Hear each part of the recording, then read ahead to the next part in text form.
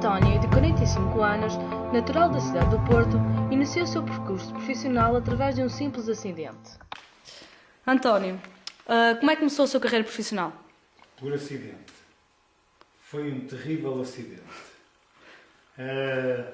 Eu trabalhava numa empresa, um grupo de empresas, e numa dessas empresas fazia serviços de contabilidade. Nós tínhamos um mainframe, um equipamento computacional de maior porte, que havia isto há 20 e poucos anos, e por acidente eu apaguei um fecheiro no arranque, um fecheiro que é importantíssimo no arranque do sistema operativo desse mainframe. Esse acidente fez com que a empresa tivesse de levar o equipamento a um técnico que custou uma fortuna, muito dinheiro mesmo, e levei nas orelhas e tive quase para ser despedido. Eu prometi a mim próprio que nunca mais isso iria acontecer. E mais importante do que isso, eu ia saber o que é que tinha feito exatamente e como é que eu poderia solucionar esses problemas. Esta foi a minha porta de entrada para a informática. Foi através das empresas centrais de alarme que António entrou na programação. Há cerca de 18 ou 20 anos atrás, António começou a dedicar-se em exclusiva à programação. Começou a fazer software de gestão para uma empresa do Norte e daqui começou a programar para o Windows. A partir dessa etapa, como é que começou a crescer a nível profissional? Bom, em final de 80, no final dos anos 80, eu trabalhava numa empresa em Matosinhos, no Norte, e essa empresa começou a ter problemas financeiros e voltou a acontecer o acidente. Eu juntei-me a um colega e lançámos um serviço, um produto informático para coleções de arte. Não havia absolutamente nada em Portugal que fizesse isto, voltando a produtos, a serviços para o Windows. Nós fizemos uma parceria com a Microsoft. A Microsoft ainda era muito pequena nessa altura, não era a grande empresa, pelo menos aqui em Portugal não tinha essa expressão, não era a grande empresa que agora é conhecida, e portanto estava aberta. Aliás, a Microsoft continua bastante aberta a esse tipo de iniciativas, mas na altura ainda estava mais aberta a iniciativas de formação. Eu comecei por estudar literatura, esta agora é mais simplificada, é uma literatura bastante agradável, toda ela em inglês, não há, agora há muito em brasileiro, espanhol, mas na altura era tudo em inglês, exclusivamente em inglês, e eram livros bem grossos, bastante diferentes deste. Alguns, e eu não vou exagerar, seriam assim, apenas em inglês, para poder fazer algumas certificações que a Microsoft estava a lançar. Por exemplo, só para terem uma curiosidade, este livro fala da Ajax. A Ajax é uma tecnologia que utiliza o JavaScript para fazer comunicações assíncronas entre os interfaces gráficos web e repositórios de dados como o SQL Server ou outra base de dados qualquer. A Microsoft, a determinada altura, quando lançou o SQL Server, fez, juntamente com algumas empresas nacionais, uma ação de formação ao abrigo de um programa que existia nos Estados Unidos, para certificar pessoas com credenciais de Microsoft Systems Engineer. Eu fui para Lisboa, estive seguramente 2 semanas em cursos intensivos, todos eles ministrados por técnicos norte-americanos, portanto o inglês é fundamental para saber alguma coisa, e no final fazia um exame de certificação, um exame norte-americano, 1000 perguntas, cada pergunta vale 1 ponto, feitas por computador. Acertamos a pergunta seguinte é mais difícil, erramos a pergunta, perde-se pontos, a pergunta seguinte é mais simples. Para se passar tem que se ter 750 pontos. Contrariamente ao que existe agora no vosso ensino, em que passam com 10, nós temos que passar com 15. Passar com 15 não é ter uma boa nota, passar com 15. Sinto-me orgulhoso que na altura eu fiz o exame de programação e bati o recorde nacional. Foi Tinha alguma empresa sua e os projetos eram todos seus? Não, a empresa não era minha. Eu considerava como minha, mas só de espírito.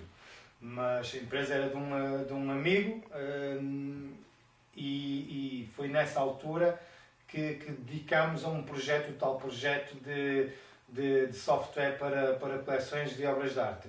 O nosso primeiro grande cliente foi a Polícia Judiciária, para arranjarmos uma solução que, essencialmente, através de imagens digitais, bastante arcaicas, a tecnologia que estamos a falar não é nada comparada com a tecnologia que existe hoje disponível à disposição de qualquer pessoa com um simples telefone. Estamos a falar de máquinas fotográficas digitais com muito pouca sensibilidade, e nós tínhamos que arranjar soluções que, através de diversas composições, conseguíssemos detectar se havia falsificação de obras de arte ou não.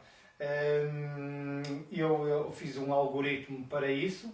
Essencialmente, nós fazíamos comparações entre imagens obtidas por fotografia e entre outras imagens utilizadas nas ciências médicas, como os taques e ressonâncias magnéticas, já de forma mais recente, que consistia muito rapidamente, nós tínhamos que detectar os traços iniciais do artista e a partir daí detectar se a obra de arte era falsa ou não. Também a mesma aplicação fazia o tracking de obras que foram roubadas e devolvê-las à origem, porque em Portugal os acervos de arte, principalmente a arte sacra, não têm qualquer inventário. As igrejas e as capelas são furtadas, são roubadas e ninguém sabe de onde é que são as peças.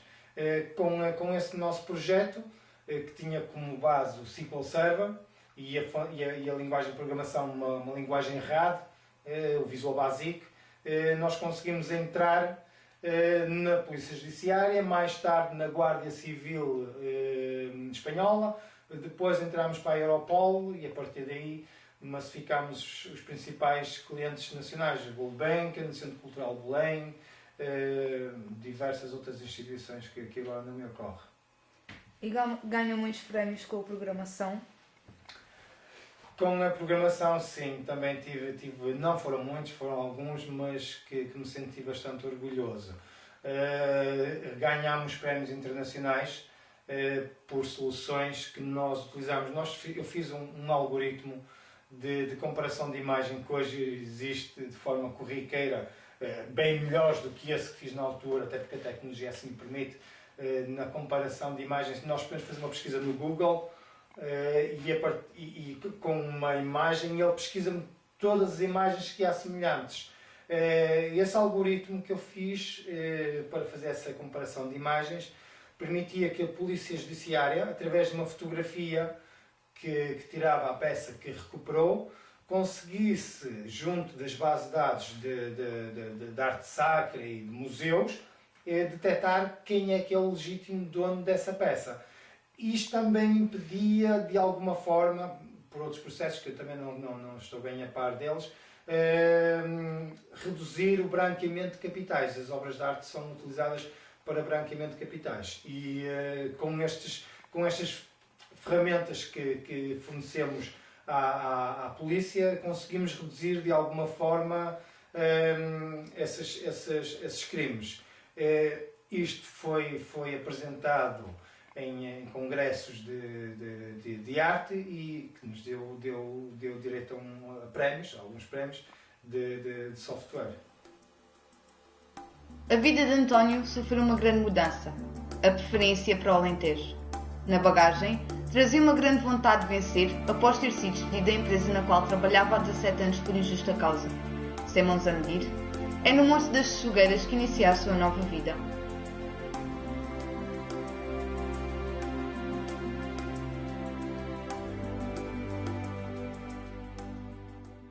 Senhor António, como é que entrou no mundo da agricultura? Entrei na agricultura um pouco por acidente.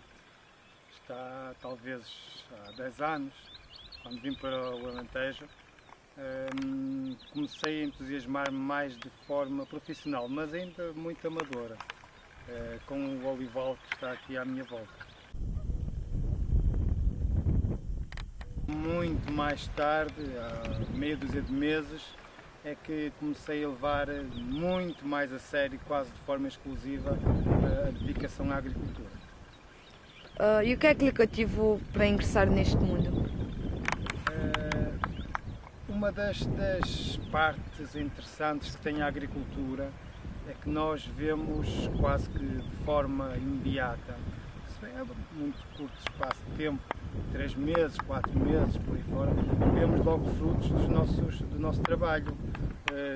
Quando semeamos uma planta, ao fim de algumas semanas começamos a ver a planta a vingar, passado um mês ou dois a planta está grande, vemos a florir, vemos o fruto. Isso é bastante cativante, vermos tudo a acontecer de forma muito rápida, depende das plantas que estamos a tratar, não é? Nos dias de hoje, António e a sua família iniciaram um projeto de hortícolas biológicas. Em pequenos passos, foram semeando as culturas do momento, como alface, feijão, tomate de várias variedades, azeitona para se tornarem azeite, entre outros.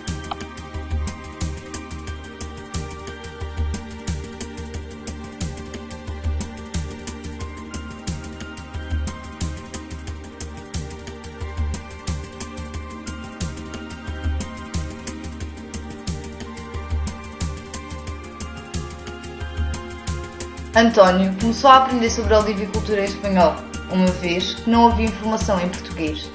Foi a algumas feiras de agricultura, comprou livros e começou a aprender. Nas hortícolas, o processo foi exatamente o mesmo. Cada hortícola que produz informa-se sobre esta para ficar a saber o que melhor deve fazer. Quer fazer da agricultura ao seu futuro? Há uns anos atrás, eu dizia que tinha a minha vida garantida com a informática. E dizia aos meus filhos que eu não precisava me preocupar mais. A vida ensinou-me exatamente o contrário. Nada é como garantido.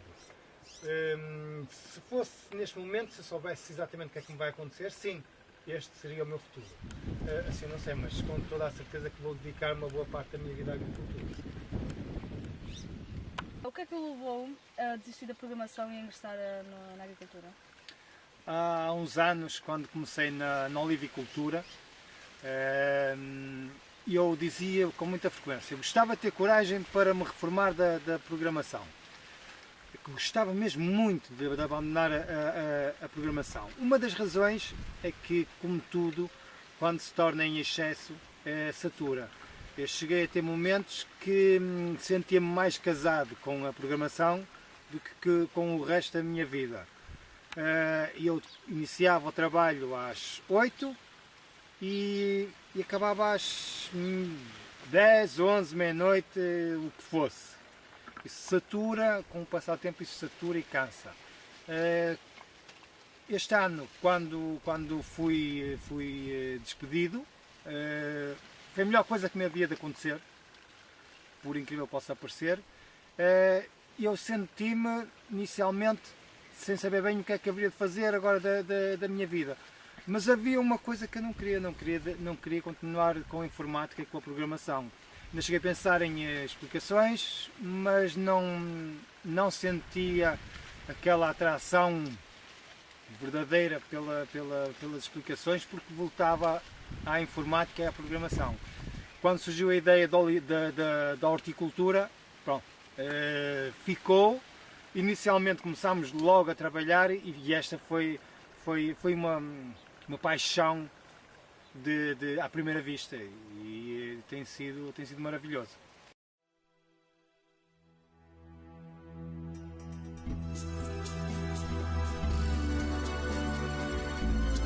António, hoje, dedica-se 100% à agricultura.